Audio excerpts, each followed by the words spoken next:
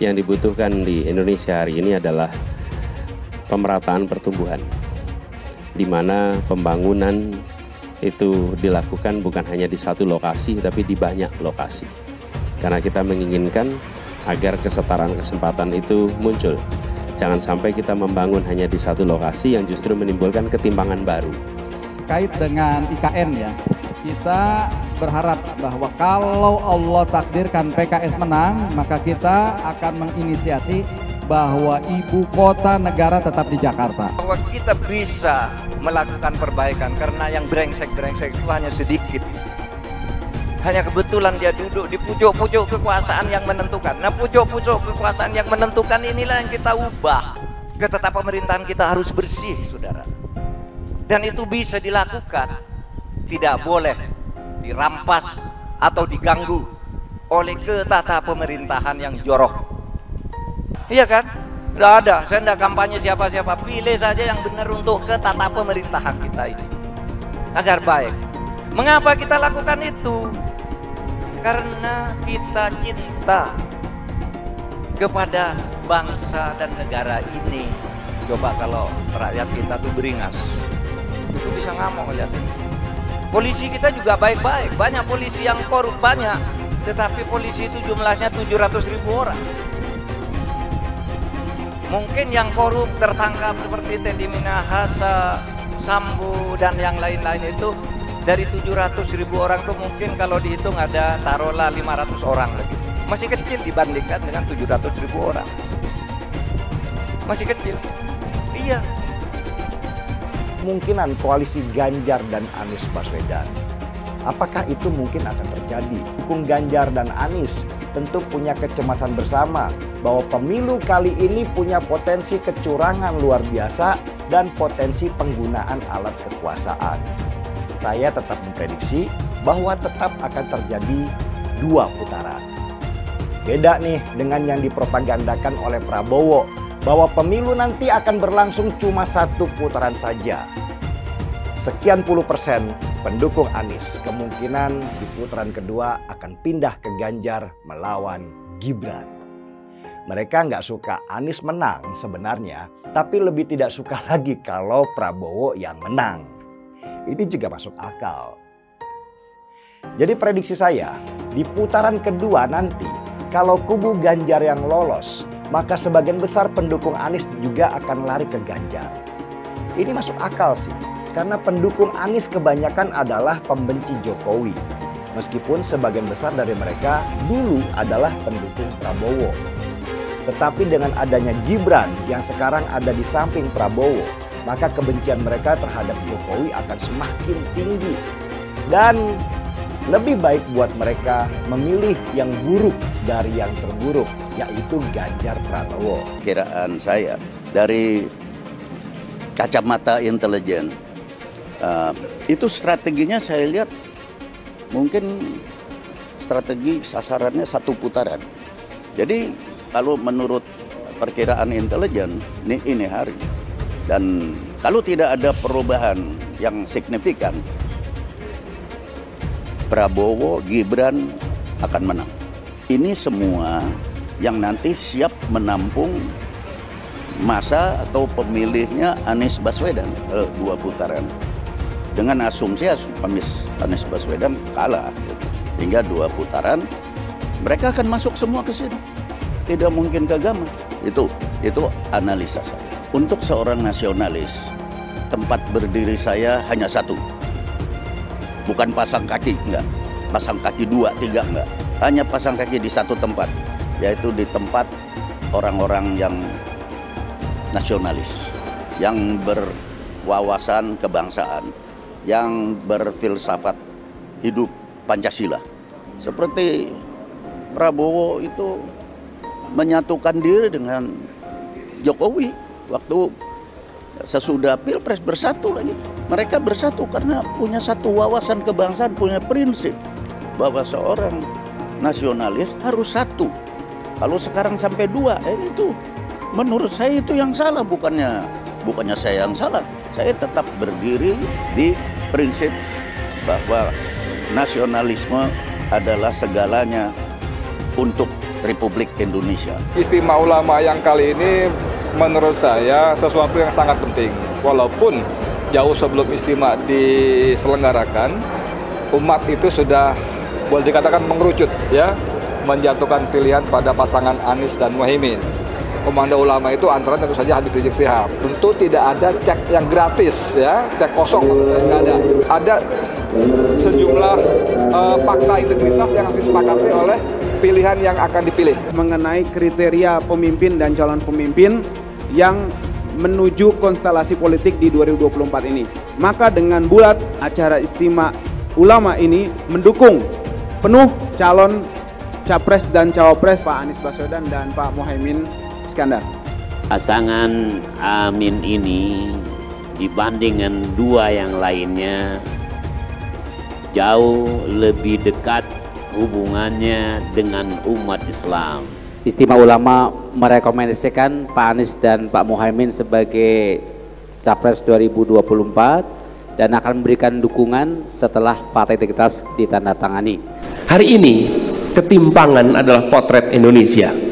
Pembangunan adalah membangun manusianya, bukan membangun jalannya, sekedar barang-barang yang bisa difoto. Pembangunanlah tentang manusia, bukan tentang infrastruktur. Itulah pembangunan. Alhamdulillah kami coba lakukan ini di Jakarta, dan kemudian bangunan itu namanya Jakarta International Stadium menjadi salah satu megastruktur terbesar di dunia. Kami melihat pentingnya untuk bisa mengembalikan kewibawaan pengadilan, prinsip-prinsip penegakan hukum, prinsip-prinsip penegakan keadilan harus dikembalikan, dan tidak lagi ada kriminalisasi pada siapapun, termasuk ulama, termasuk oposisi. Saya selalu menggaungkan yang namanya narasi keberlanjutan, narasi penyempurnaan. Jadi nggak ada yang namanya arah baru atau perubahan. Kalau surveinya bagus, kita kerja keras lagi biar bisa satu putaran. Bahwa sudah saatnya pemuda memimpin bangsa Indonesia. Prabowo Gibran. Saya ulangi sekali lagi semua, Prabowo Gibran. Cara reformasi dilokomotif juga oleh anak muda. Terus kenapa orang mempersoalkan kalau anak muda yang memimpin bangsa ini? Pemudalah yang akan menentukan siapa capres dan cawapres yang akan menang di pertarungan Pilpres 2024. Nah, yang pasti kalau buat saya dibandingkan misalnya Pak Gibran jadi maju gitu, Mas Gibran gitu ya. Ya saya pilih Ganjar sama Mahfud lah, karena lebih teruji kan. Anda jadi wali kota baru 2 tahun 3 tahun kan belum teruji juga. Ini urus negara loh, mau jadi presiden loh. Kalau Anda belum lengkap, belum pernah di legislatif, belum nasional ya maksudnya DPR, kan DPR belum ngerti nih pemerintahan seperti apa. Anda belum pernah di eksekutif yang tingkat provinsi, Anda nggak ngerti jadi presiden nanti. Ini bukan soal belajar coba-coba loh. Ini negara dipertaruhkan untuk 2045. Kita kan mau mencapai 100 tahun ini mau jadi apa? Kalau coba-coba, ini negara sebentar lagi 300 juta penduduk kita. Mana boleh kita kasih orang coba-coba. Saya tidak meremehkan anak muda ya. Anak muda bisa lebih kreatif gitu ya. Tapi bicara tata negara harus mengerti konstitusi. Anda bukan hanya untuk berani untuk maju. Kalau cuma berani maju, banyak bisa kita pilih orang berani maju. Tapi yang lengkap dengan track record ini kan butuh waktu pembuktian. Pasti Pak Ganjar, Pak Mahfud yang lebih pengalaman. Saya tidak mau anak cucu saya harus nunggu sekian tahun lagi. Kayak pengalaman Jakarta gitu kan, nunggu lagi mundur. Males sudah. Jadi kita nggak usah coba-coba deh. Udah jangan dengerin janji-janji manis orang. Buktikan aja selama ini bagaimana. Lebih setuju lagi apa yang disampaikan calon presiden Pak Ganjar Pranowo. Tadi saya bisik-bisik ke beliau, Pak, nanti habis dilantik, besoknya langsung masuk ke daulatan pangan. nggak usah lama-lama. Perencanaannya disiapkan sekarang, begitu dilantik besok langsung masuk ke kerja kedaulatan pangan. Sehingga swasembada pangan, ketahanan pangan, kedaulatan pangan itu betul-betul kita miliki. Dan saya yakin Pak Ganjar mampu menyelesaikan ini. Ya kita jujur aja ngomong, kalau Anda mau jadi presiden, wakil presiden, nah, kalau tanya sama saya, kamu mau jadi politisi, mau jadi apa sih? Ya kalau nggak beres negara ini, ya saya mau jadi presiden. Karena cuma jadi presiden bisa cepat membereskan itu. Coba lihat, kayak di DKI, kok nggak ada Ahok, nggak ada demo. Kalau Ahok nggak nyalon kan nggak ada masalah kemarin. Coba kalau ada Ahok, jadi Ahok itu adalah orang yang tidak boleh di politik. Karena dia membuat bangsa ini tidak bisa bersatu. Itu terbalik-balik. Yang pengen pecahin orang siapa? Kok saya yang dituduh? Ini bagi saya itu aneh gitu loh. Tapi itu fakta. Nah, makanya saya tetap ada di PDI Perjuangan. Karena satu-satu partai yang tetap mencalonkan saya di DKI dengan ancaman macam-macam hanya PDI Perjuangan. Katanya, kata Ibu Mega, mau jadi apa bangsa ini? Kalau kamu Pak Ahok yang bisa kerja, yang jujur, tidak boleh mencalonkan diri. Masa orang yang nggak jujur, yang itu mau yang bisa dicalon, katanya mau jadi apa, bisa kerja apa? Makanya saya pribadi ya putuskan ya ikut Ibu Megawati, PDI Perjuangan. Saya itu dia bisa berani terang-terangan. Kalau di DKI dulu saya sudah mundur, dianggap bikin kacau, bisa bikin demo. Ini sesuatu yang aneh maksud saya gitu loh. Nah, Ibu Mega nggak boleh mundur, harus maju. Mau jadi apa bangsa ini katanya? Kalau kamu ditekan untuk mundur, nah itu yang saya sampaikan. Bilang dihalang-halangi, Anies masih sering bikin acara di sana-sini. Bebas pula. Duh, nggak capek apa ngibulin rakyat mulu, Pak? Nah, yang gue pertanyakan nih, Anies itu kampanye di mana-mana sering naik pesawat jet. Nah, pesawat jet biaya sewanya dari mana, Pak? Atau itu pesawat jetnya siapa, Pak? Coba jujur deh. Karena setahu gue nih, itu punya bos Anda, Surya Paloh. Anies bicara soal pendidikan. Padahal waktu dia di Jakarta, dia sendiri nggak mampu buat memberikan bangku sekolah yang cukup waktu mimpin di Jakarta. Artinya, dia nggak mampu memberikan bukti kalau omongan dia itu bisa dilaksanakan. Anies bilang, setiap jabatan harus diisi sama orang-orang yang kompeten. Lah, faktanya di Jakarta, beberapa jabatan diisi sama orang-orang dekatnya dia. Nggak kompeten pula. Terus TGUPP, itu yang jumlahnya seabrek-abrek, fungsinya buat apa, Pak? Kok Jakarta makin berantakan sih? Sekali lagi, Anies nggak bisa membuktikan omongannya. Anies bilang dia akan membuka lapangan kerja. Yang dulu janjinya 200.000 lapangan kerja, ternyata cuma omong kosong, alias cuma janji palsu. Soal pembangunan yang berkelanjutan. Dia bilang di Jakarta dia udah meneruskan yang udah baik. Lu jangan percaya ya, itu ngibul. Faktanya nggak seperti itu loh. Belum lagi nih, program penanggulangan banjir. Jadi di daerah Jakarta itu ada daerah yang sebelumnya udah bebas banjir. Pas Anies mimpin, kok bisa-bisanya daerah itu banjir lagi? Gimana nggak banjir kalau kalinya udah nggak pernah dikeruk sama dibersihin, Pak?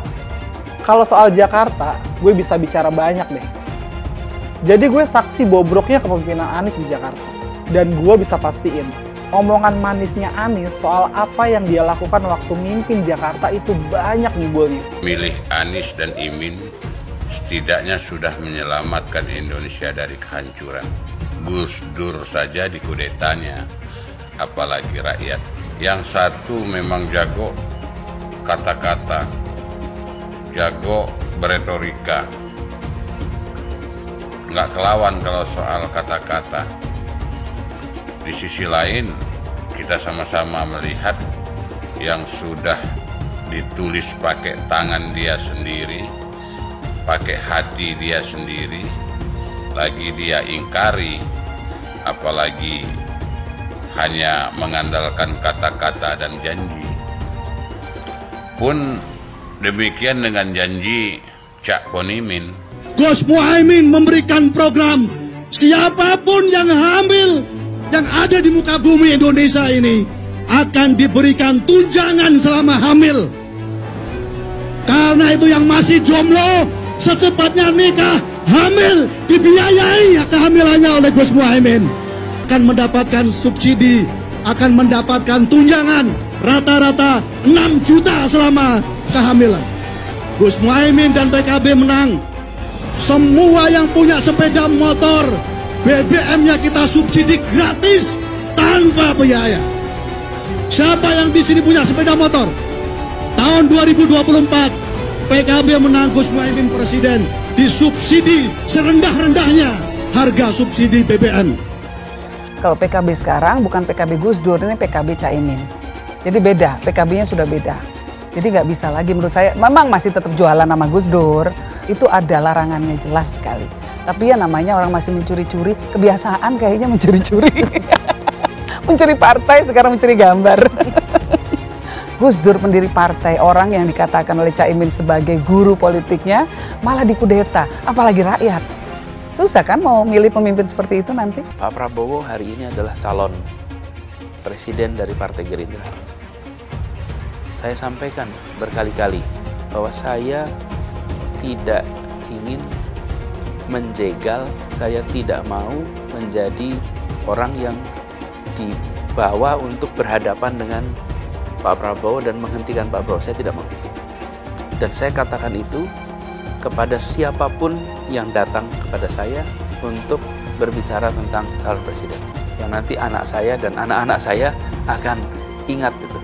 Nah, saya tidak mau mengkhianati, menikam pada orang yang dulu sudah bekerja, membantu, dan berjuang bersama. Bapak Politik Identitas Indonesia Anies Baswedan, Bapak Intoleransi Indonesia Anies Baswedan, jangan lupakan, jangan terlena, jangan sampai dia pecahkan kita dengan dagangan ayat dan mayatnya. Air itu turun dari langit, turunnya ke atap rumah langsung sumur bor, bukan ke sungai dan ke laut. Saya mensyukuri kenapa kalah, kenapa ditahan. Saya bersyukur atas itu semua. Saya coba bayangkan ya, kalau seandainya waktu itu kita menang, gitu ya, hari ini belum tentu kita bisa nikmati seperti ini. Kita bersyukur 5 tahun Tuhan izinkan kasih ke orang yang pintar ngomong untuk kerja. Coba kalau kita bayangkan gitu ya, kalau kemarin saya masih jadi gubernur, ini saya udah turun ini. Tapi yang pintar ngomong itu dikira orang hebat kan? Ini lebih berbahaya tahun 2024. Langsung ketahuan karakternya. Langsung ketahuan itu. Di saya juga ada kutipan Pak di kamar saya Pak. Tulisannya, Jakarta telah mengambil keputusan yang fatal. Jangan hanya konsentrasi pada pembangunan benda-benda mati yang indah difoto dan bisa ditunjukkan dalam 5 tahun hasilnya. Kalau kita mau menilai sebuah janji, maka lihat janjinya atau lihat kenyataannya. Dulu janjinya apa ya? Dan ini aneh, betul-betul aneh. Ini bukan kampanye, tapi saya sampaikan sini. Di satu sisi menyiapkan jalur-jalur air untuk dikirim ke laut, di sisi lain di lautnya dipasang dengan pulau reklamasi. Tinggal tunggu waktu jadi rob, air balik. Dan ini melawan sunatullah. Kenapa? Air itu turun dari langit ke bumi, bukan ke laut. Harusnya dimasukkan ke dalam bumi, masukkan tanah. Di seluruh dunia air jatuh itu dimasukkan ke tanah. Bukan dialirkan pakai gorong-gorong raksasa ke laut. Jakarta telah mengambil keputusan yang fatal. Bukan banjir, itu memang parkir air. Bukan banjir, itu memang parkir air. Masyarakat berkeliling dengan membawa toa untuk memberitahu semuanya, termasuk sirine. Ibon 82 miliar. Apa alat transportasi yang dimiliki oleh hampir setiap orang? Alat transportasi yang dimiliki semua orang adalah kaki. Kalau seandainya orang Jakarta percaya Pak Anies jadi gubernur pun, saya berani jamin kok dia akan lakukan normalisasi yang sama seperti saya lakukan kok. Nggak usah bohong lah. Ketika air sampai di muara, maka siap untuk dipompa ke laut. Pancasila Soekarno, ketuhanan ada di pantai. Anak Tuhan dari mana? Kalau Yesus anak Tuhan, bidangnya siapa? Besok di seluruh wilayah Indonesia kami katakan dan Iblis hanya menggoda orang yang beriman. Makanya jarang-jarang orang kafir kerasukan setan. Yang kerasukan setan itu orang baik-baik. Jarang, saya belum pernah nengok Cina kerasukan setan. Pernahkah Ahok itu kerasukan setan? Enggak, setannya juga. Karena sesama setan dilarang saling menggoda. Karena di salib itu ada jin kafir. Karena di salib itu ada jin kafir. Haleluya. Kepalanya ke kiri apa ke kanan? Kepalanya ke kiri apa ke kanan? Kita percaya salib itu lambang mulia, bukan jin. Kok ketawa? Aku nggak nyindir siapa-siapa loh. Saya nggak pernah mundur untuk kebenaran, keadilan, kejujuran. Dan peri kemanusiaan, gue nggak pernah mundur. Dan gue nggak pernah takut juga sama lu. Siapapun yang rasis, gue akan hadapin. Karena rasis itu tidak berperi kemanusiaan. Sama saya ditanya dulu kan, kamu nyesel nggak statement kamu di Pulau Seribu sehingga masih masuk penjara? Tidak pernah nyesel, karena saya mengatakan kebenaran. Anies merupakan antitesis daripada Pak Jokowi. Antitesis artinya bertolak belakang dengan Jokowi. Anies sudah menyatakan tidak akan melanjutkan semua program dari Pak Jokowi. Jadi semua pembangunan yang dilakukan oleh Pak Jokowi akan dihentikan oleh Anies jika Anies menjadi presiden. Lagi pula Anies didukung oleh khilafah dan pendukung Anies adalah ormas seperti FPI dan HTI. Apa kita mau FPI dan HTI kembali di Indonesia jika Anies memimpin? Anies juga dikenal sebagai bapak politik identitas yang menghalalkan segala cara untuk menggapai kekuasaannya, termasuk menggunakan politik identitas berbasis agama. Lihatlah di kasus Ahok waktu itu. Kita sudah bisa melihat hasil kerja Anies selama 5 tahun di Jakarta. Tidak ada satupun janji yang dipenuhi dan tidak ada kinerja yang bisa dibanggakan. Dari DP 0%, OKOC, kelebihan bayar, Formula E, banjir, sumber resapan, jalan rusak, dan gonta-ganti nama jalan. Lihatlah rekam jejak Anies selama 5 tahun. Bayangkan Indonesia ke depan jika dipimpin oleh Anies. Dan bayangkan jika Anies menang. HTI dan FPI, ormas khilafah yang dibubarkan itu akan dikembalikan oleh Anies. Apakah kita mau Pancasila diganti jadi khilafah? Perkataan Ahok sudah terbukti dan Jakarta sudah menjadi korban. Jangan biarkan Indonesia menjadi korban kibulan Anies Baswedan. Umat minoritas, terutama kaum Tionghoa, tidak akan memilih Anies Baswedan. Soal cawapres anak mami, yakni cawapres Gibran yang membatalkan kehadirannya di Dialog Muhammadiyah, ini sama sekali nggak mengherankan. Sudah sejak awal, banyak orang yang menyinggung soal ini, mengundang viralnya tagar Prabowo Gibran takut debat. Ini sebetulnya bukan sesuatu yang mengherankan. Terus nih, gimana kalau Gibran harus berdebat dengan Prof. Mahfud yang seorang profesor itu, yang ilmunya selangit, yang memang dikenal jago debat dan bisa bikin KO para wakil rakyat kita di DPR sana. Padahal, ini para anggota legislatif yang dikenal kritis-kritis loh yang dihadapi sama Pak Mahfud. Coba bayangkan, gimana jadinya kalau nanti Gibran harus berhadapan dan debat dengan Caimin. Cak Muhaimin Iskandar yang memang dikenal jago bicara, jago melucu dan juga tengil itu. Bisa jadi Gibran bakalan jadi mainan dan bulan-bulanan dari Caimin. Makanya, kalau sekarang ada kejadian Gibran menolak undangan bicara di hadapan forum intelektual yang kritis, ini sebetulnya bukan sesuatu yang mengherankan. Ini kejadian yang sudah diprediksi dan tagar Prabowo Gibran takut debat memang tinggal tunggu waktu saja untuk muncul dan menjadi viral. Terus belum lagi Prof. Mahfud ini orangnya dikenal pemberani dan juga ceplas-ceplos. Wah, bisa mengkerut tuh Gibran. Bener nggak? Soal kemampuan komunikasi Gibran, hal ini pernah disorot oleh fraksi PKS Kota Solo di awal tahun ini sebagai catatan 2 tahun kepemimpinan dia sebagai wali kota. Ketua FPKS Asih Sunyoto Putro mencatat Gibran masih kurang bagus dalam hal komunikasi politik. Soal kemampuan komunikasi dari Gibran ini memang sudah banyak yang mengamati. Dan boleh dikata, sekarang sebetulnya sudah ada perbaikan-perbaikan dibandingkan ketika pertama kali anak sulung dari Presiden Jokowi ini muncul ke hadapan publik. Contohnya adalah sewaktu Gibran mengeluarkan kebijakan menaikkan nilai jual objek pajak atau NJOP yang membuat pajak bumi dan bangunan yang harus dibayar warga naik hingga 400%. Kebijakan ini tentu saja membuat polemik di masyarakat Solo, walau akhirnya dibatalkan. Waktu itu, Pak Asih Sunyoto Putro bilang seperti ini, karena permasalahan komunikasi politik yang tidak efektif, Mas Wali Kota kurang fokus terhadap pembangunan berbasis kepada kesejahteraan masyarakat. Munculnya kebijakan ini adalah salah satu contoh belum baiknya komunikasi politik Gibran ke pihak legislatif dan para pemangku kepentingan. Di luar soal cara berkomunikasi ini, isi atau materi komunikasi dari Gibran juga tampak terbatas.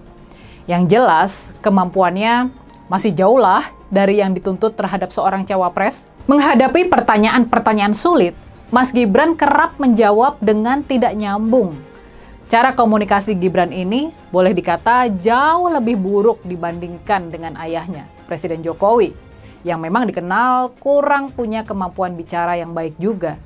Dulu dia dikenal sangat angkuh dan arogan. Sekarang, kalau sekarang nih, sifat-sifat itu memang belum sama sekali hilang. Masih sering muncul di sana dan di sini. Yang kemudian menjadi sorotan, ini yang jadi sorotan lainnya. Coba perhatikan ya, Gibran jarang menatap lawan bicara ketika berbicara atau berdialog. Ketika bicara, seringkali tatapan matanya malah menerawang entah kemana. Melihat kemampuan komunikasi Gibran, masuk akal kalau ada pihak yang hendak menghilangkan debat cawapres dari agenda Komisi Pemilihan Umum. Nah, makanya waktu akhirnya ada kejadian Gibran mangkir dari acara dialog di Muhammadiyah, publik banyak yang sudah mengantisipasi kejadian ini. Nah, dengan semua kekurangan itu, wajar kalau kemudian Mas Gibran jadi ciut sendiri buat bicara di hadapan publik yang kritis, yang bakal melempar pertanyaan sulit dan menjebak terhadap dirinya. Dan wajar pula kalau belakangan terdengar isu ada pihak yang berusaha menghilangkan debat cawapres dari agenda Komisi Pemilihan Umum. Dan kita pun bisa sejak sekarang mencatat tanggal itu. Mencatat tanggal debat capres dan cawapres yang pertama, yakni tanggal 10 Desember mendatang. Catat ya. Kita tunggu sejauh mana Mas Gibran dapat bertahan di ajang debat nanti. Kita lihat berapa ronde Gibran bisa bertahan melawan Caimin dan Prof. Mahfud. Maka, tagar Prabowo Gibran takut debat pun langsung menggema. Publik tampaknya sudah nggak sabar menunggu Gibran melakukan blunder politik yang membuka lebar-lebar kekurangannya ini. Sudah pasti, sejak adanya kejadian Gibran mangkir dialog ini, publik akan semakin menunggu-nunggu penampilan Gibran di depan publik. Semakin dekat Pilpres, relawan Anies semakin beringas dan Anies semakin galau. Dengan menggunakan politik identitas, relawan Anies akan menggulingkan Jokowi. Relawan Anies yang mayoritas pengusung khilafah seperti kadrun FPI dan HTI ingin melengsarkan Pak Jokowi. Tapi pendukung Anies lupa bahwa 82% penduduk Indonesia suka dengan kinerja Pak Jokowi. Saya pikir kalau terjadi baku hantam, maka ada 82% yang akan menghajar kadrun pengusung khilafah itu. Kalau melihat perkembangan koalisi politik yang paling agresif memperluas basis kerjasama yang sudah konkret adalah koalisi Ganjar. Sejak Ganjar diumumkan oleh PDIP, sudah resmi koalisi Ganjar ini didukung oleh 3 partai, yaitu P3, Hanura, dan juga Perindo. Nasdem pun semakin pusing melihat Anies, karena elektabilitas Anies semakin jatuh. Dan banyak kader-kader Nasdem terjerat kasus korupsi, seperti belakangan kasus korupsi BTS. Kasus korupsi 8 triliun yang dilakukan oleh kader terbaik Nasdem yaitu Johnny G. Plate, ini sangat menghantam Partai Nasdem, menteri dari Kementerian Pertanian, di mana ini juga adalah dari Partai Nasdem. Apalagi belakangan ada 120.000 kader dari Partai Nasdem pindah ke Partai Perindo. Semenjak Nasdem mengusung Anies, banyak sekali petaka yang diterima oleh Nasdem. Apakah ini merupakan karma dari Ahok? Silahkan komentar di kolom komentar. Yang jelas, saya tidak akan memilih Anies, karena Anies bukan pribumi yang jelas. Dan Anies juga merupakan antitesis daripada Jokowi. Antitesis artinya bertolak belakangan dengan semua kebijakan Jokowi. Anies sudah terang-terangan menyebutkan dia tidak akan melanjutkan kinerja dari Pak Jokowi. Tidak ada infrastruktur yang akan dibangun jika Anies memimpin Indonesia 5 tahun ke depan. Lagi pula Anies juga didukung oleh khilafah. dan pendukung Anies dari ormas seperti FPI dan juga HTI. Apa kita mau FPI dan HTI kembali di Indonesia jika Anies memimpin? Anies adalah bapak politik identitas yang menghalalkan segala cara untuk menggapai kekuasaan, termasuk menggunakan politik identitas berbasis agama. Kita lihat di kasus Ahok. Kita sudah bisa melihat kinerja Anies selama 5 tahun di Jakarta, dan ini merupakan rekam jejak Anies Baswedan.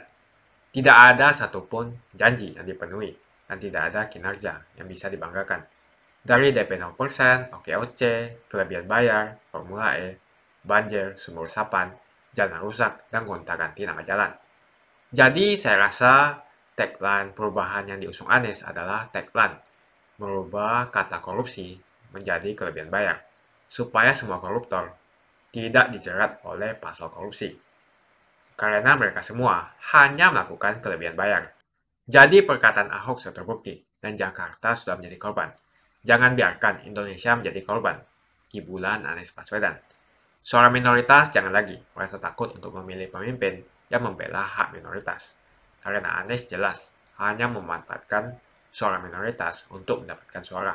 Ingat, di belakang Anies ada ormas pengasong khilafah, seperti FPI, HTI, PA212. Saya yakin sebentar lagi karma Ahok akan mengejar Anies Baswedan. Begitu saja opini saya hari ini. Tuliskan opini kalian tentang Anies Baswedan di kolom komentar. Dan juga tuliskan pendapat kalian tentang people power oleh relawan Anies untuk melengsarkan Pak Jokowi. Tuliskan pendapat kalian. Jika kalian siap untuk melawan people power yang digaungkan oleh relawan Anies, ayo tuliskan lawan people power di kolom komentar. Pastikan Anda semua like video ini dan bagikan video ini ke teman dan family Anda supaya mereka semua mengetahui tentang informasi ini. Tekan tombol subscribe dan bunyikan lonceng notifikasi supaya kamu tidak ketinggalan